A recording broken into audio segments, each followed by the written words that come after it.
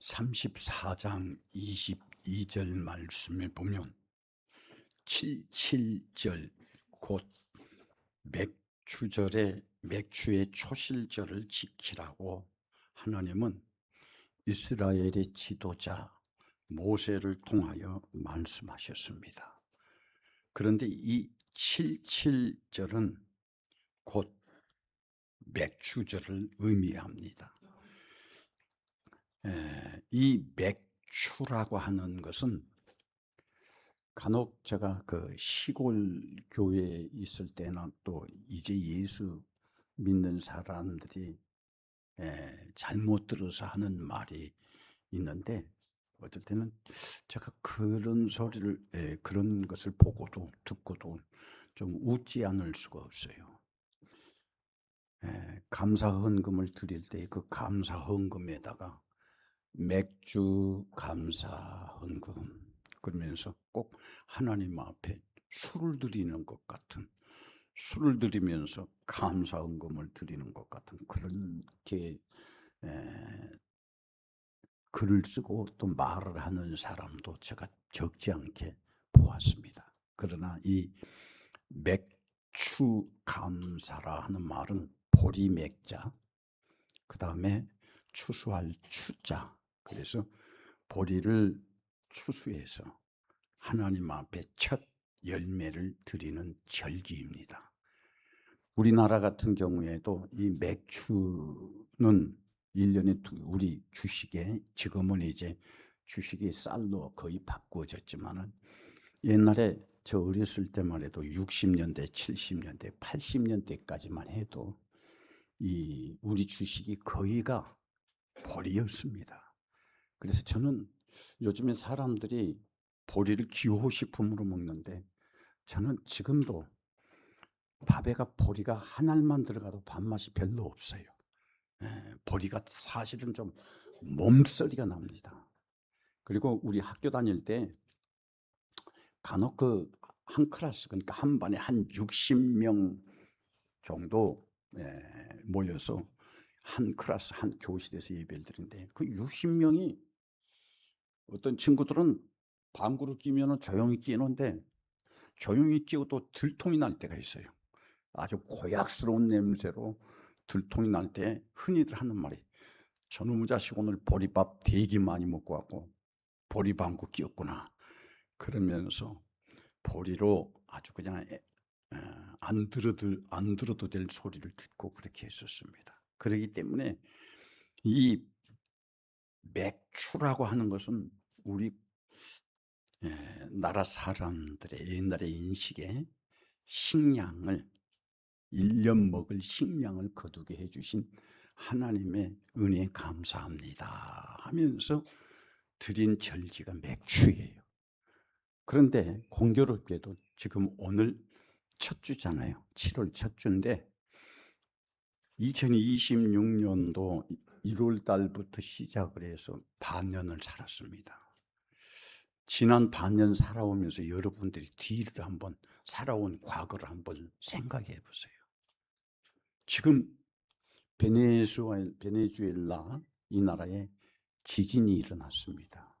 아직도 그 지진 더미 속에 사람이 고립되어 있고 그 안에서 죽은 사람도 있고 희생된 사람이 얼마나 되는지 계산이 안 선다는 거예요.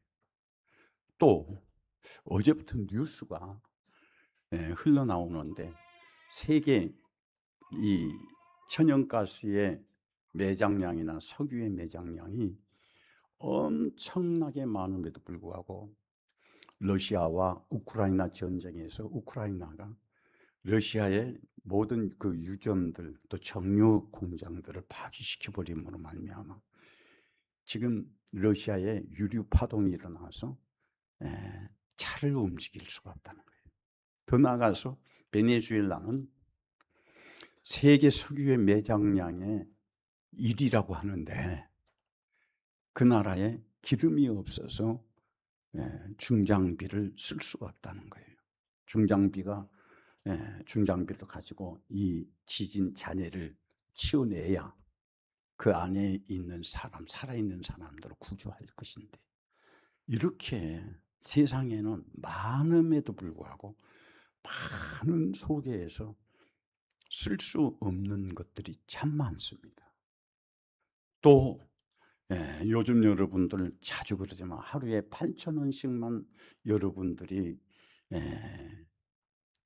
도와주면은 내 앞에서 죽어가는 사람들을 살릴 수 있다. 항생제가 없어서 항생제 한 방만 맞추면은 살릴 수 있는 사람을 살릴 수 없다고 하면서 의사들의 탄식의 소리가 아프리카 전역에서 들려옵니다.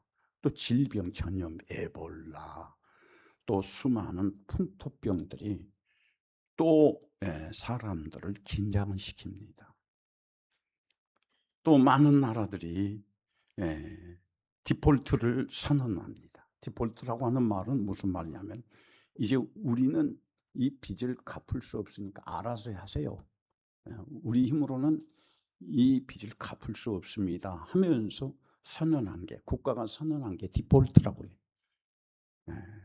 많음에도 불구하고 또 질병으로 죽어가는 사람들이 얼마나 많이 있습니까? 우리나라 안에서도 마찬가지, 저 개인적으로도 마찬가지입니다.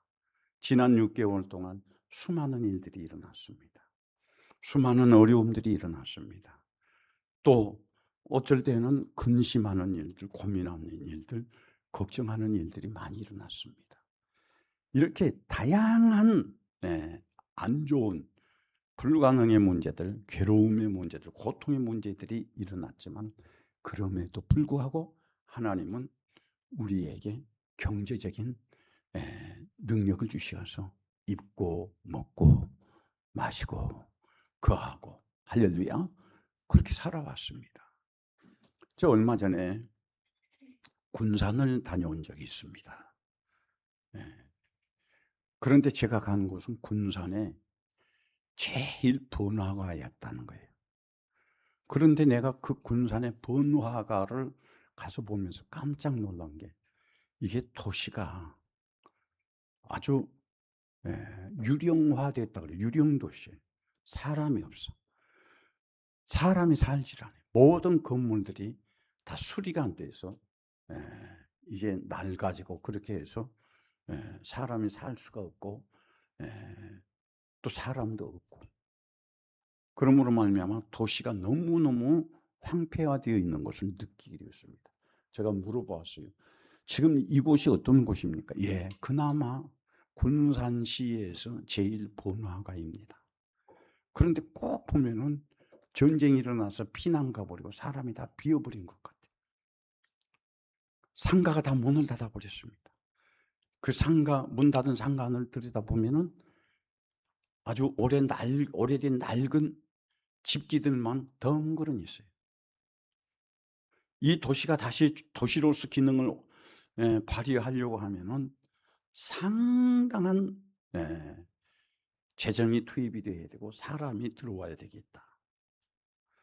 제가 그렇게 하면서 나 이 도시를 보고 깜짝 놀랐다 그러니까는, 그 중에 어떤 목사님 한 분이 하시는 말씀이 뭐라면, 목사님, 이곳보다 더 심각한 곳이 있습니다. 어디입니까? 목포에 가면은 더 그렇습니다, 그러는 거예요. 그러니까 또 하는 말이, 목포는 그래도 신시가지라도 있는데 우리나라의 많은 도시들이 이보다 더 황폐화되어 있습니다.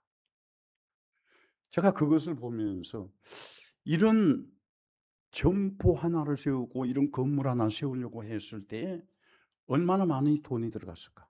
그러면 여기가 이렇게 황폐화되어 버리고 낙후되어 버리고 폐가에 가까울 정도로 이렇게 되었으면, 이곳에서 망해 나간 사람들, 망한 사람들이 얼마나 많을까 하는 그런 계산이 서는 거예요. 돌아와서 제가 사는 이 무선 지역을 들여다보니까, 그래도 무선 지역은 번화가예요.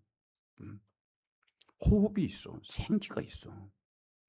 우리는 그런 환경 속에서, 그런 세월 속에서, 그런 여건 속에서 사는데, 하나님은 2026년을 여지없이 시작하게 해주시고 2026년 또 절반을 살게 해주셨습니다.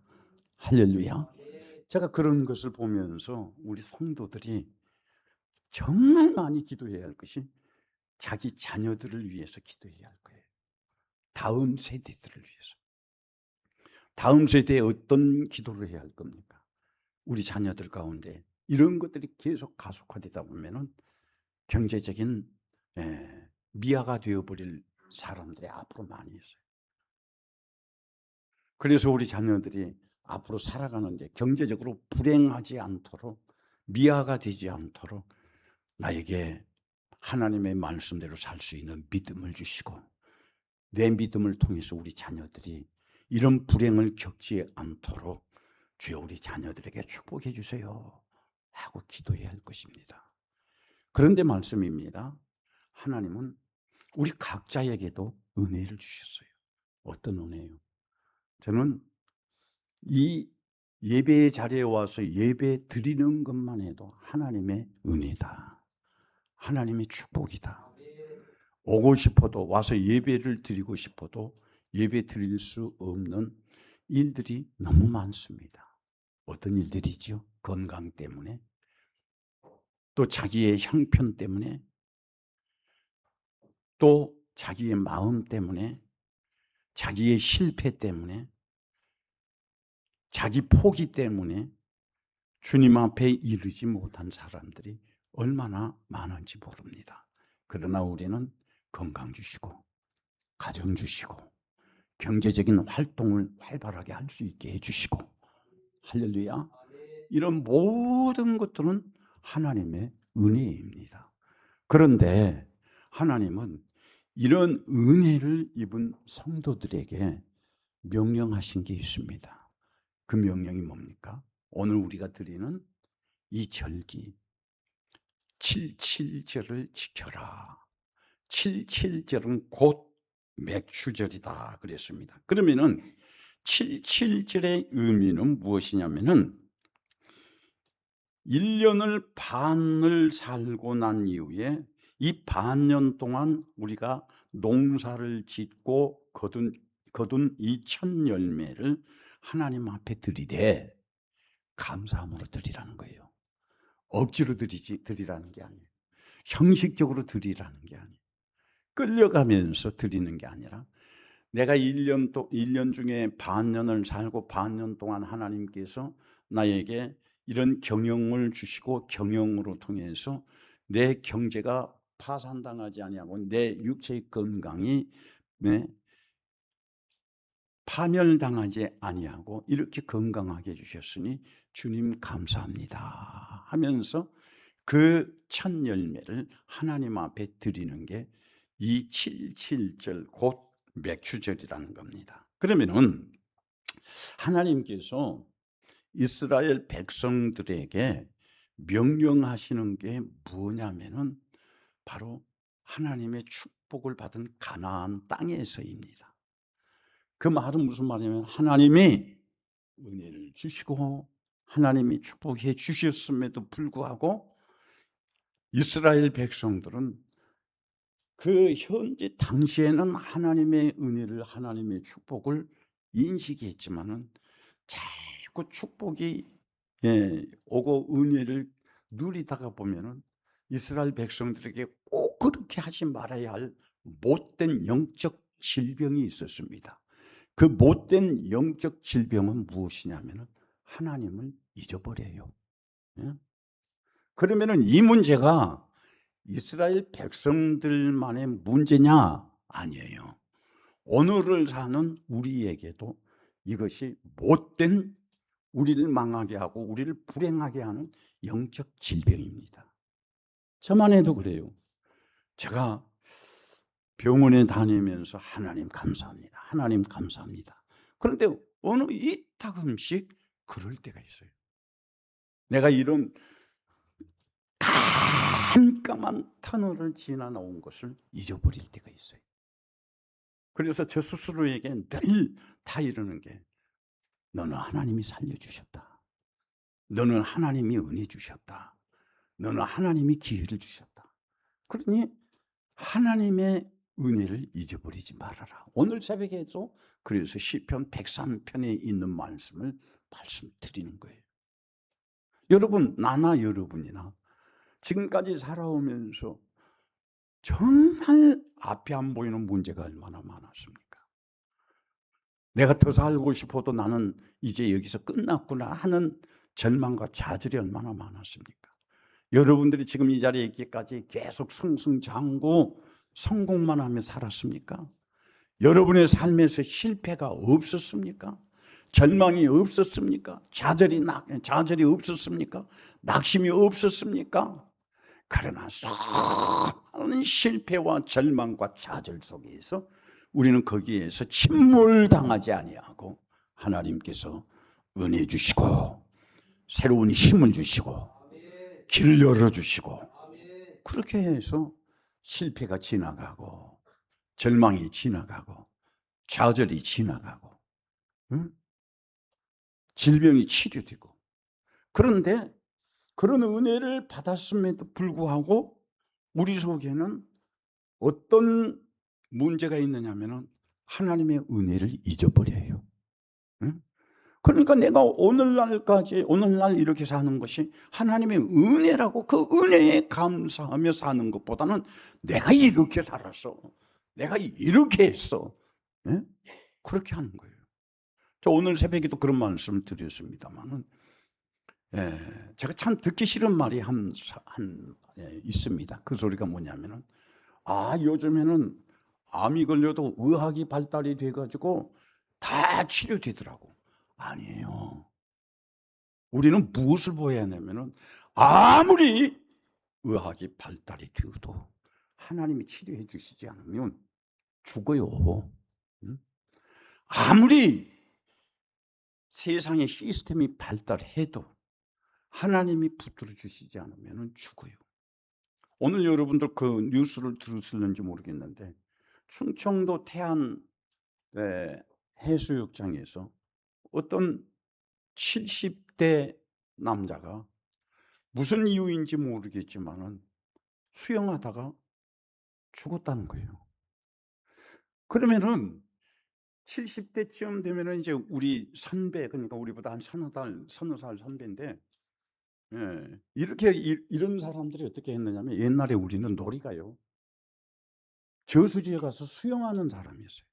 그렇죠. 이 앞에 있는 이 저수지를 저 중학교, 초등학교 한 5, 6학년 때부터 중고등학교 때까지 이게 몇 바퀴를 돈지를 몰라요.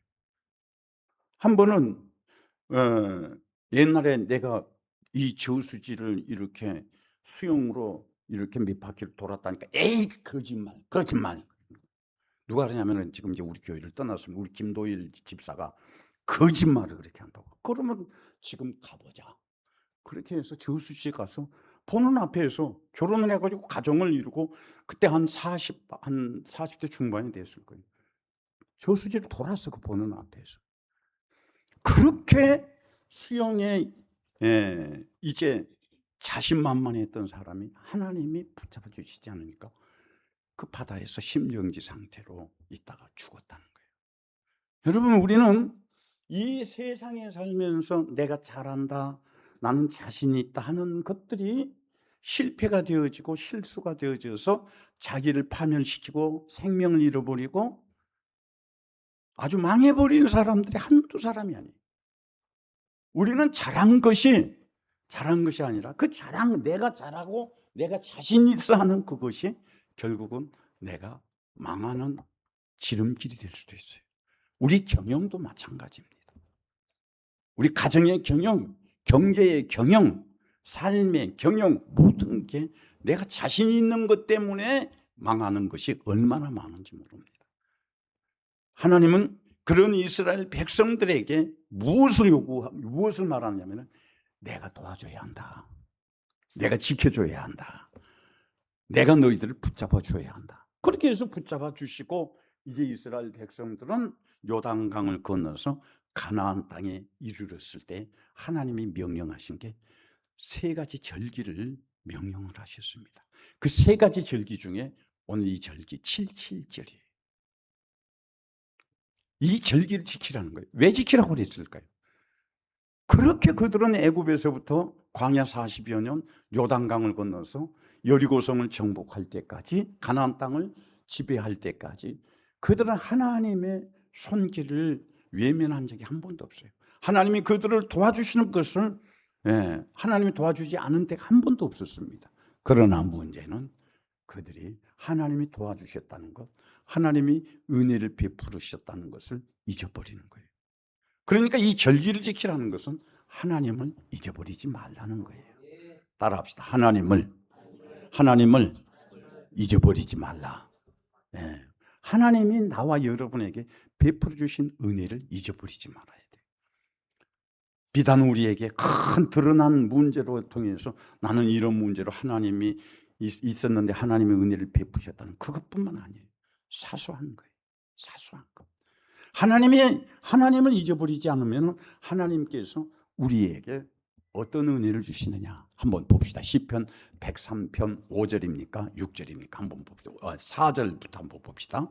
시편 103편 4절 1절부터 5절까지 한번 읽어봅시다. 시작. 내 영혼아 여호와를 송축하라. 내 속에 있는 것들아 다 그의 거룩한 이름을 송축하라. 내 영혼아 여호와를 송축하며 그의 모든 은혜를 잊지 말지어다. 그가 내 모든 죄악을 사하시며 내 모든 병을 고쳐주시며 내 생명을 파멸해서 속량하시고 인자와 국률로 관을 씌우시며 좋은 것으로 내 소원을 만족하게 하사 내 청춘을 독수리같이 새롭게 하시는도다. 아멘. 제가 드리고자 하는 말씀은 바로 이 말씀이에요. 77절을 감사하는 마음, 맥주절을 감사하는 마음으로 하나님이 베푸시는 은혜를 잊어버리지 아니하고 우리의 믿음이 하나님 앞에 온전히 드려졌을 때에 하나님은 우리의 믿음이 인정되어지면 지금 현재 나는 굉장히 수렁에 빠져 있을지라도 지금 나는 내 힘으로는 그 모든 어려움을 해결할 수 없는 지경에 빠져 있을지라도 하나님은 우리가 이런 감사하는 마음으로 하나님 앞에 예배를 드리고 제사를 드릴 때에 감사하는 믿음을 드릴 때에 하나님은 우리에게 어떤 은혜를 베푸시느냐? 좋은 것으로 내 소원을 만족하게 해주신다. 할렐루야. 5절을 다시 한번 읽습니다. 시편 103편 5절 시작. 좋은 것으로 내 소원을 만족하게 하사 내 청춘을 독수리같이 새롭게 하시는도다. 자, 이 청춘을 독수리같이 새롭게 하시는도다 하는 이 말은 무슨 말입니까? 쇠하지 않는다는 거예요.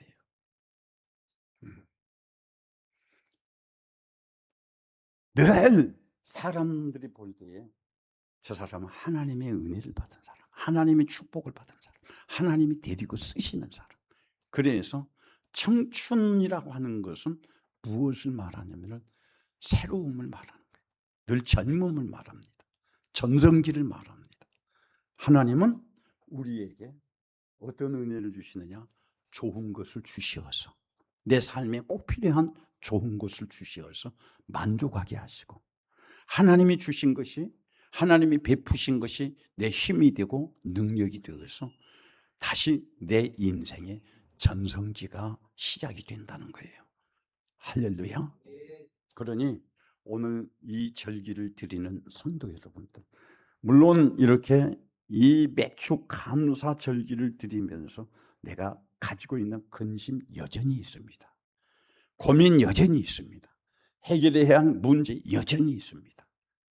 그러나 여전히 문제가 있음에도 불구하고 하나님이 기뻐하시는 감사의 제사를 드림으로 말미암아 내가 드리는 이 감사의 제사가 하나님께로부터 인정을 받아서 좋은 것을 공급받고 하나님께로부터 좋은 것을 공급받음으로 말미암아 내 남은 삶이 다시 하나님께서 주신 힘으로 전성기를 맞이하는 그런 축복을 누리는 우리 모두가 되기를 주의 이름으로 축원합니다. 기도하겠습니다.